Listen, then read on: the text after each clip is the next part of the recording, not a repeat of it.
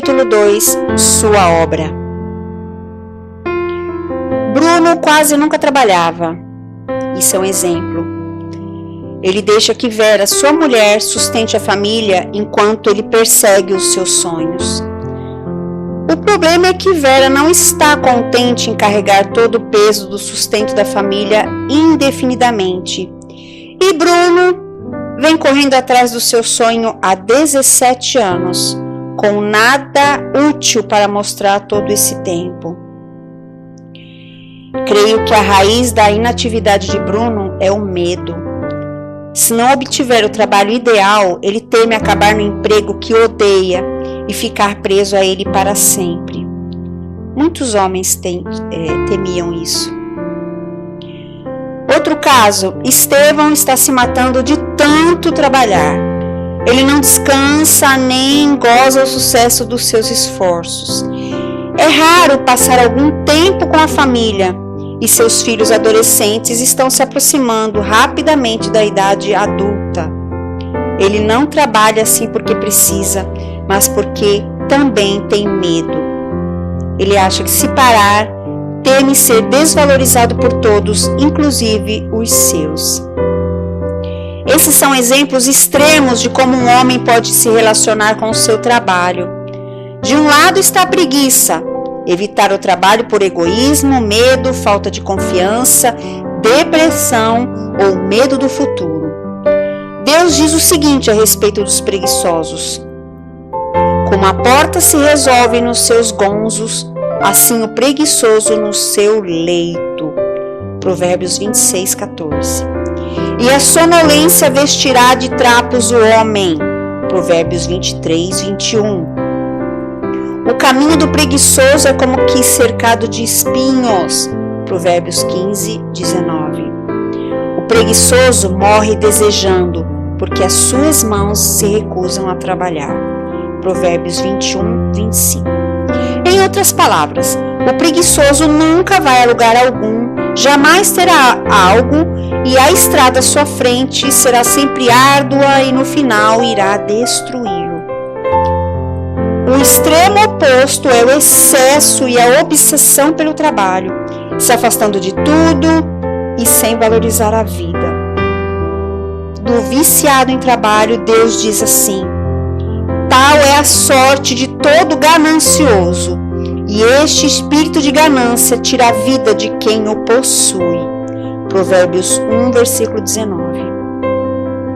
Considerei todas as obras que fizeram as minhas mãos, como também o trabalho que eu, com fadigas, havia feito. E eis que tudo era vaidade e correr atrás do vento, e nenhum proveito havia debaixo do sol. Eclesiastes 2, 11. Em outras palavras, amadas, o excesso de trabalho é muito difícil e sem sentido. Nenhum desses extremos promove a felicidade e a satisfação. Só um equilíbrio perfeito entre ambos, que Deus pode ajudar o homem a descobrir, trará essa qualidade de vida. O que faz o homem ir para um desses extremos pode ser estranhamente a mesma razão: medo. Isso acontece porque, em geral, a identidade do homem está ligada ao seu trabalho.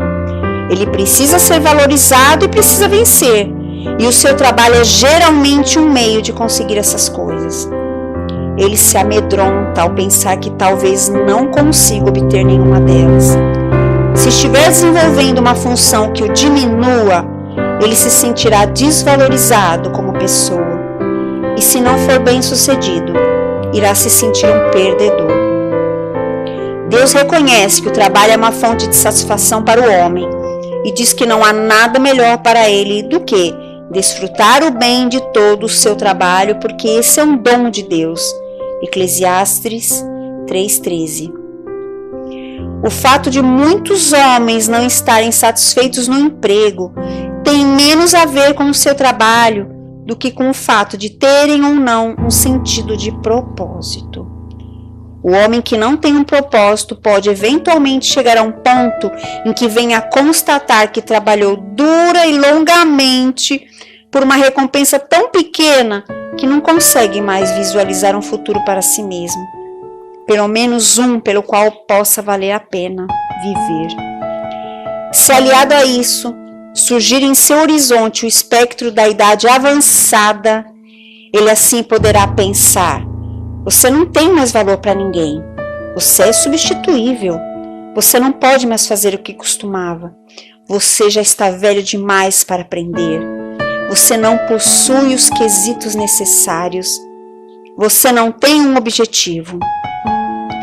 Amadas, chegar a este ponto é perigoso para um homem. Outro exemplo, Geraldo. Seu pai e seu avô tinham dificuldades para ganhar o seu sustento. De fato, se passaram muitos anos antes que cada um deles resolvesse o que deveriam fazer. Eles foram de emprego em emprego, sem qualquer orientação clara. Lutaram financeiramente. Nenhum deles tinham pais que orassem a seu favor, a fim de que os seus dons e talentos fossem revelados, para que conhecessem o chamado de Deus para suas vidas, para que as portas se abrissem e se tornassem tudo o que foram criados para ser. Então, sem a intervenção de Deus, a história se tende a repetir. Cuidado! Eu tenho observado que as pessoas cujos pais oram constantemente parecem definir as suas carreiras mais cedo. Por isso, orem pelos seus filhos sobre isso. Talvez ela não decole imediatamente a sua carreira, mas essas pessoas têm um senso de propósito, de futuro, que as impele na direção certa. São indivíduos que não vivem frustrados e sem rumo como os outros. Por isso, orem. Embora muitos pais tenham uma agenda para seus filhos, nem todos os filhos buscam o plano de Deus para a sua vida. Se deixada ao acaso, a vida de uma criança pode resultar na falta de vocação para qualquer coisa. Ela vacila, ela se decepciona, ela duvida de si mesma e se desespera enquanto tenta abrir um caminho para si mesma. Se os pais do seu marido não oravam por ele, amadas, as suas orações poderão preencher essa lacuna, esse vazio e mudar a vida dele. Ore para que Deus mostre a ele o que fazer e para onde se dirigir. As suas orações podem ajudá-lo a se sentir apreciado e encorajado o suficiente para reconhecer o seu valor, não importa o que ele faça, por mínimo que seja. Você pode muni-lo de segurança no sentido de que Deus lhe concedeu dons específicos de habilidade e talento e tem algo bom para ele logo adiante. Ore então para que Deus revele essas coisas e abra a porta da oportunidade que homem algum pode fechar. As suas orações podem calçar o caminho para o seu marido. Mesmo que o seu marido já seja bem-sucedido na profissão que escolheu, é bom orar para que ele esteja onde Deus deseja e para que tudo continue correndo bem. Amém? O meu marido, que é compositor e produtor de discos, disse haver sentido que as minhas orações o impediram de trabalhar com clientes errados. Ele jamais trabalhou com ninguém difícil, estranho, maldoso ou inadequado, o que é nada menos que um milagre no seu ramo. Ele sabia que eu sempre orava para que Deus o guiasse para as pessoas certas e tirasse do seu caminho os que pudessem causar problemas.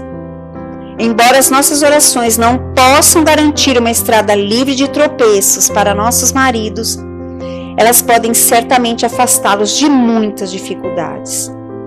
Amada, se o seu marido trabalha muito, faça com que tenha períodos de descanso e distração, para fazer coisas que o entretenham e o aliviem do peso de uma vida inteira a serviço da família. Os homens precisam descansar. Caso contrário, eles vão tender a ficar estressados e a ceder a tentações de todos os tipos. As suas orações podem também ajudar o seu marido a compreender que o verdadeiro sentido da vida não está no trabalho, mas em seguir a Deus e as suas veredas. Vamos orar para que nossos maridos encontrem esse equilíbrio perfeito? Senhor, oro para que abençoe o trabalho do meu esposo, que o seu esforço não só traga benefícios, sucesso e prosperidade, mas também grande satisfação para ele. Se o trabalho que ele está desenvolvendo não tiver de acordo com a perfeita vontade do Senhor para a vida dele, deixe isso claro na mente dele, Senhor. Lhe mostre o caminho que ele deve fazer de modo diferente e o guie no caminho certo. Dá-lhe força, Senhor, dá-lhe fé e uma visão do futuro, a fim de que possa superar qualquer tendência para a preguiça.